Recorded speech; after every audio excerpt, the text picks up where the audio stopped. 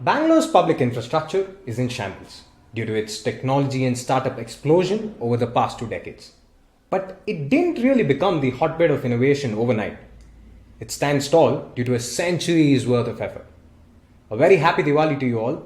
Welcome, I'm your host for the week, Pranav.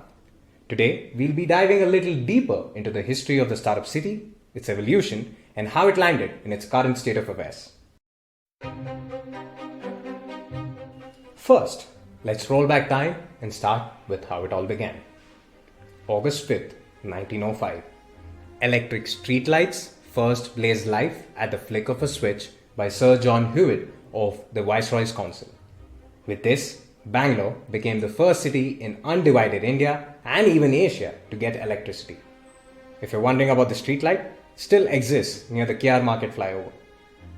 Credit then goes to Maharaja Krishnaraj Wadiyar IV, the 24th Maharaja of the Kingdom of Mysore, which back in the day was awarded the best administered state in the world. He played a key role in the conception of Indian Institute of Science along with Jamsetji Tata in 1909. The motivation for the institute was to train Indians in research and make them self-reliant. Another key figure in the development was none other than Sir M. Visvesvaraya. During his service as the Diwan of Mysore from 1912, he founded eminent institutions such as Mysore Soap Factory, State Bank of Mysore, and Mysore Iron and Steel Works. He recognized the need for talent to be able to serve the industries being set up. Hence, the first engineering college of Bangalore was founded in 1917, today known as the University Visvesvaraya College of Engineering. He even introduced compulsory education in the state, which later was embodied as a fundamental right in the Constitution of Independent India. Sir MV's motto was simple: industrialize or perish. And he successfully ensured that this mindset permeated through Bangalore and outlasted him as well. He pushed for the establishment of several enterprises, and one of the most important one was Hindustan Aeronautics Limited, which started in 1941 as a realization of Sir MV's dream of having an automobile industry in Bangalore. Following India's independence in 1947, Bangalore became the capital of Mysore state. The two urban settlements of Bangalore, city and the cantonment, which had developed as independent entities, merged into a single urban center in 1949, housing a little more than 1 million people. They say history doesn't repeat itself, but it rhymes. As you trace Bangalore's history, you'll find countless instances of it being the leader in technology adoption. Ironically, Bangalore was the first Indian city to introduce auto rickshaws in 1950. And look where we are now. The government began setting up multiple public sector undertakings in Bangalore, such as the Indian Telephone Industries, watchmaker Hindustan Machine Tools aka HMT, and Bharat Electronics Limited aka BEL, followed by some nation critical entities such as ISRO, DRDO, and the National Aerospace Laboratory. Large scale immigration into Bangalore ensued throughout the 50s as the state continues to invest heavily in the public sector, industrialization, and education.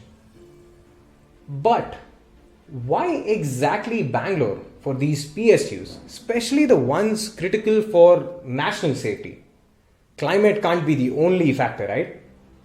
Two main reasons. First, strategic location.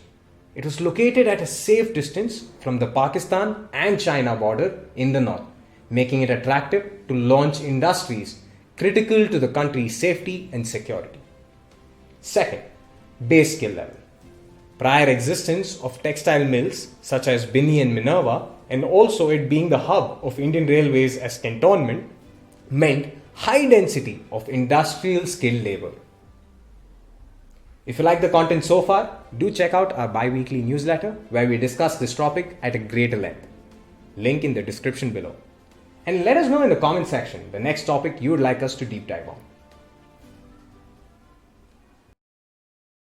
All of the above laid the foundation for the IT revolution in the 80s, with Infosys, TCS, and Wipro at the forefront.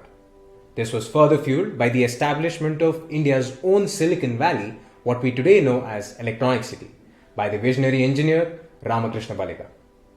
Texas Instrument was the first global tech company to set up an R&D unit in the city on the back of the iconic bullock cart. And post the 1991 liberalization, the floodgates were open.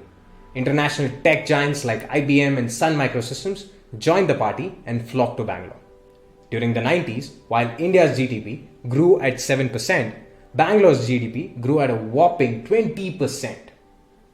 The Y2K bug further triggered a boom in the Indian IT industry, giving India recognition for its vast talent. And as the dot-com bubble burst in America, VC money dried up, and the companies that survived focused primarily on cost optimization. Sounds familiar, right? All of this led to massive offshoring.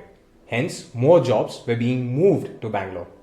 By 2001, the Indian IT sector grew to $8 billion, an 80x jump in a single decade. During the early 2000s, prevalence of computers and internet was spreading across the country, which meant it was the end of Bangalore as just the back-end support and the beginning of India, the entrepreneur. Multiple startups popped up in Bangalore, including NGPay, a mobile commerce startup founded in 2003, later acquired by Flipkart, and MuSigma, India's first unicorn, started back in 2004. In 2005, food product startup ID Fresh and edtech startup TutorVista were founded.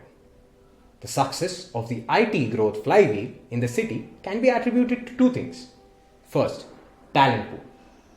Due to the thriving universities, colleges, and MNCs, the talent density has been only growing stronger, leading to more and more influx into the city, making it ripe for IT companies to set shop in the city. Second, cost. Global big tech companies were saving over 50% of the cost by outsourcing their IT operations to India, leading to more projects and even more hiring in the city. The average salary of a software developer in India used to be less than 20% of their counterparts in the US. Then came the 2008 financial crisis. VCs were looking to take their money out of the US and found Bangalore to be primed for growth.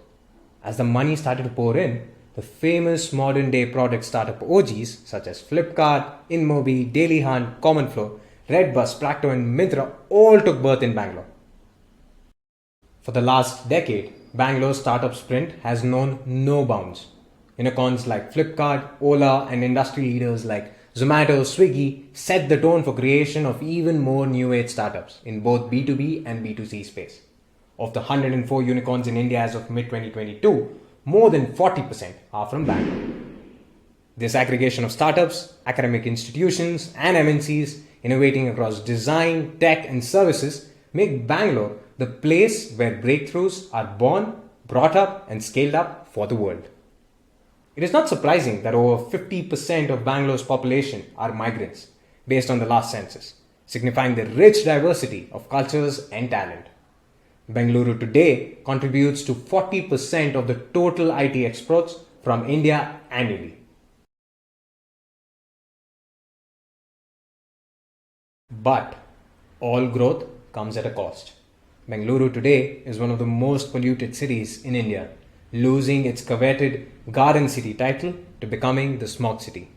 The city is plagued by acute water shortage, unbearable traffic and unpredictable population growth.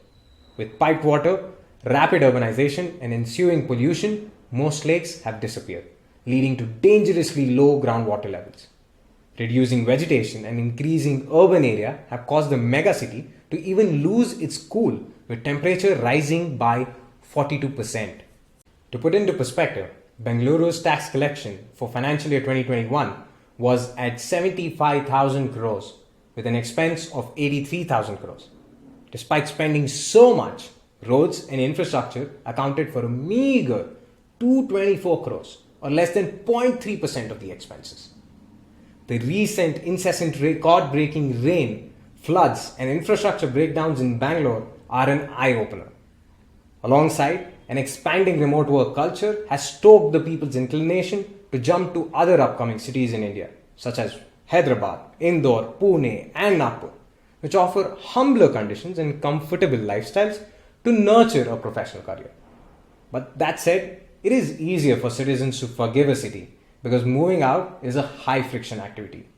Bangalore will have to capitalize on its decades of technological evolution to keep up with the times. If the recent events will fuel a much needed change in the city, or would it be just another flash in the pan reaction? Time will tell. And that's it from us. Hope you learned something valuable today. If you did, don't forget to hit that like and subscribe button for more startup related value content. And until next time.